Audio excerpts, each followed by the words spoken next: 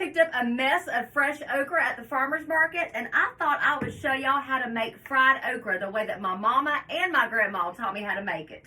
A lot of folks use a wet batter or dip it into a wet ingredient and then into dry, but the way my mama and my mama taught me how to do it is only 2 ingredients, and one of them is your okra. You can use either cornmeal, just straight cornmeal, or you can use a cornmeal mix for this. The cornmeal mix is cornmeal and flour, while the cornmeal is just straight up cornmeal. I prefer straight up cornmeal. Some folks like flour and cornmeal, which kind of dims the whole cornmeal flavor a little bit. And so if you don't like the cornmeal flavor as much, then go with the cornmeal mix.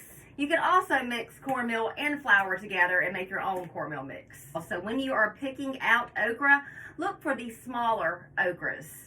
Smaller your okra, the more tender it's going to be. If you've never sliced okra before, let me show you how. We're going to cut off the stem piece, and we're going to discard of that, and then I'm going to slice the okra in about 1/4 inch pieces, and we are still going to keep the bottom end.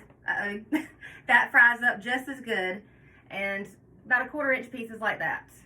I've got my okra all sliced up, and I'm going to pour in some cornmeal. No set amount, just whatever looks good. I'm going to pour that much in there, and then seal the bag. Make sure it's sealed. You don't want to have a cornmeal explosion everywhere, and then shake. And your okra pieces will be coated in the cornmeal just like that. And your entire piece of okra will be nice and crispy. I cannot stand fried okra that has a crispy breading on the outside and soggy okra in the inside. Instead of using my stove, I'm actually going to use my induction cooktop burner. That way y'all can have a better view of me frying it up. To my pan here, I'm going to add some vegetable oil. You can also use canola oil, up to you. And I'm going to pour enough to where it's about 1/4 inch deep. My oil is nice and hot, so I'm going to go ahead and start adding my okra to the hot oil. And you don't want to add too much. You don't want to overcrowd your pan.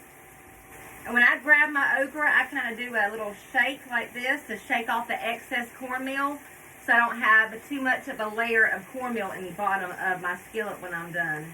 I'm going to let this cook for about 5 to 7 minutes on medium-high heat until my okra gets nice and brown.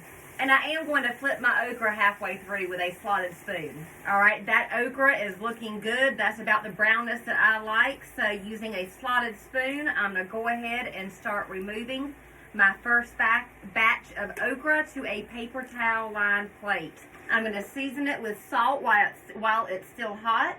I can see if you could hear the crunch. So good.